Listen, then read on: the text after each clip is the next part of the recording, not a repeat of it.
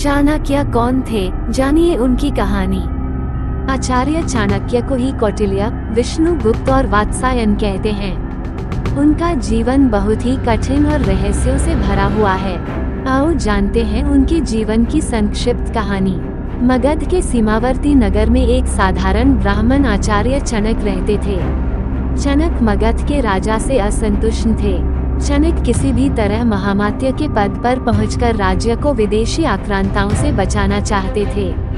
इसके लिए उन्होंने अपने मित्र अमात्य शकटार से मंत्रणा कर धनानंद को उखाड़ फेंकने की योजना बनाई। लेकिन गुप्तचर के द्वारा महामात्य राक्षस और कात्यायन को इस षड्यंत्र का पता लग गया। उसने मगध सम्राट धनानंद को इस षड्यंत्र की जानकारी दी।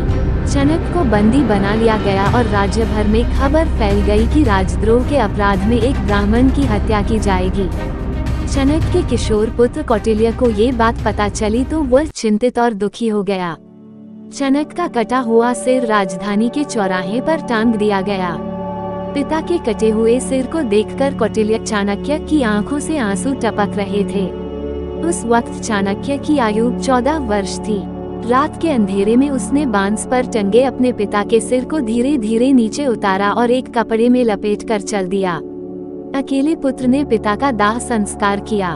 तब कौटिल्य ने गंगा का जल हाथ में लेकर शपथ ली, हे गंगे, जब तक हत्यारे धनानंद से अपने पिता की हत्या का प्रतिशोध नहीं लूंगा तब तक पकाई हुई कोई वस्तु नहीं खाऊंगा।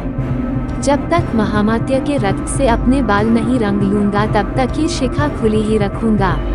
मेरे पिता का तर्पण तभी पूर्ण होगा जब तक कि हत्यारे धनानंद का रक्त पिता की राख पर नहीं चढ़ेगा। हे यमराज, धनानंद का नाम तुम अपने लेखे से काट दो। उसकी मृत्यु का लेख अब नहीं लिखूंगा। इसके बाद कौटिल्य ने अपने नाम बदलकर विष्णुगुप्त रख लिया। एक विद्वान पंडित राधा मोहन ने विष्णुगुप्त को सहारा दिया। राधा मोहन ने विष्णुगुप्त की प्रतिभा को पहचाना और उन्हें तक्षशिला विश्वविद्यालय में दाखिला दिलवा दिया। ये विष्णुगुप्त अर्थात चाणक्य के जीवन की एक नई शुरुआत थी। तक्षशिला में चाणक्य ने न केवल छात्र, कुलपति और बड़े बड़े विद्वानों को अपनी ओर आकर्षित किया बल्कि उसने पड़ोसी राज्य के राजा पोरस से भी अपना परिचय बढ़ा लिया। सिकंदर के आक्रमण के समय चाणक्य ने पोरस का साथ दिया। सिकंदर की हार और तक्षशिला पर सिकंदर के प्रवेश के बाद विष्णुगुप्त अपने गृह प्रदेश मगध चले गए और यहाँ से प्रारंभ हुआ उनका एक नया जीवन। उन्होंने विष्णुगुप्त नाम से शकटार से मुलाकात की। पिता का मित्र शकटार, जो अब बेहद ही वृद्ध हो चला था। चाणक्य ने देखा कि मेरे राज्य की क्या हालत कर दी है धनानंद ने। उधर विदेशियों का आक्रमण बढ़ता जा रहा है और इधर ये दुष्ट राजा नृत्य, मदिरा और हिंसा में डूबा हुआ है। एक बार विष्णुगुप्त भरी सभा में पहुंच गए। चाणक्य ने उस दरबार में क्रोधवश ही अपना परिचय तक्षशिला के आचार्य के रूप में दिया और राज्य के प्रति अपनी चिंता व्यक्त की। उन्होंने यूनानी आक्रमण की बात भी बताई और शंका जाहिर की कि यूनानी हमारे राज्य पर भी आक्रमण करने वाला है। इस दौरान उन्होंने राजा धनानंद को खूब खरी खोटी सुनाई और कहा कि मेरे राज्य को बचा लो महाराज। लेकिन भरी सभा में आचार्य चाणक्य का अपमान हुआ, उपहास उड़ाया गया। बाद में चाणक्य फिर से शकटार से मिलते हैं और तब शकटार बताते हैं कि राज्य में कई असंतोषी पुरुष और समाज है। उनमें से एक है चंद्रगुप्त। चंद्रगुप्त मुरा का पुत्र है।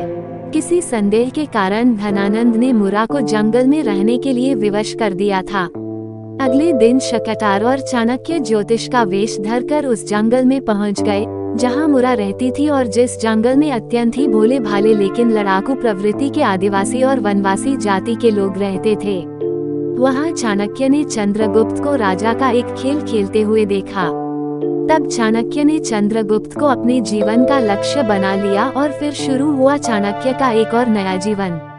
कौटिल्य उर्फ विष्णुगुप्त अर्थात चनक पुत्र चाणक्य ने तब चंद्रगुप्त को शिक्षा और दीक्षा देने के साथ ही भील, आदिवासी और वनवासियों को मिलाकर एक सेना तैयार की और धनानंद के साम्राज्य को उखाड़ फेंककर चंद्रगुप्त को मगध का सम्राट बनाया।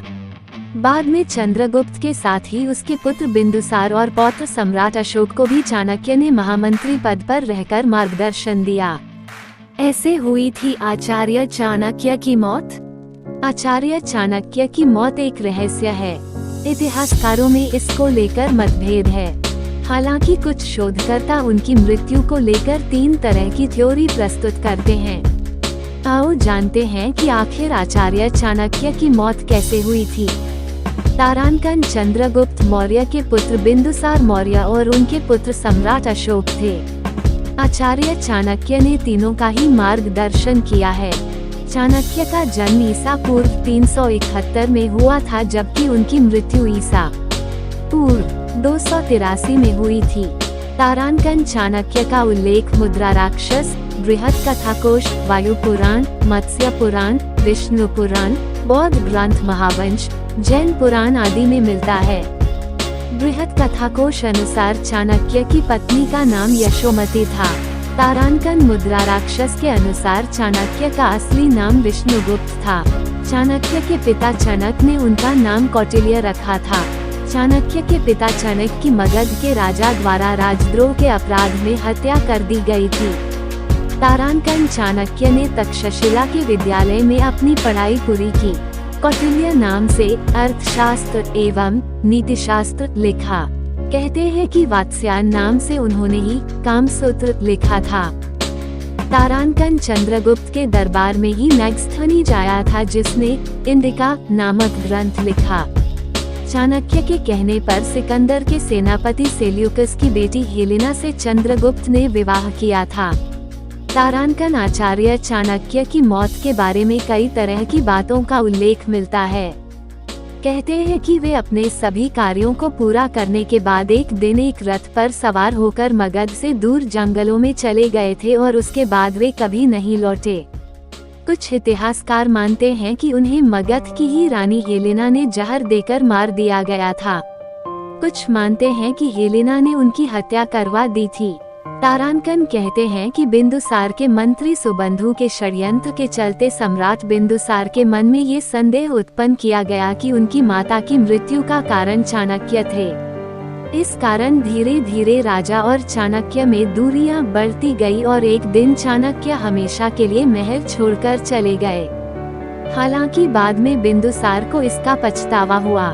तारांकन एक दूसरी कहानी के अनुसार बिंदुसार के मंत्री सुबंधु ने आचार्य को जिंदा जलाने की कोशिश की थी, जिसमें वे सफल भी हुए। हालांकि ऐतिहासिक तथ्यों के अनुसार चाणक्य ने खुद प्राण त्यागे थे या फिर वे किसी षड्यंत्र का शिकार हुए थे, यह आज तक साफ नहीं हो पाया है।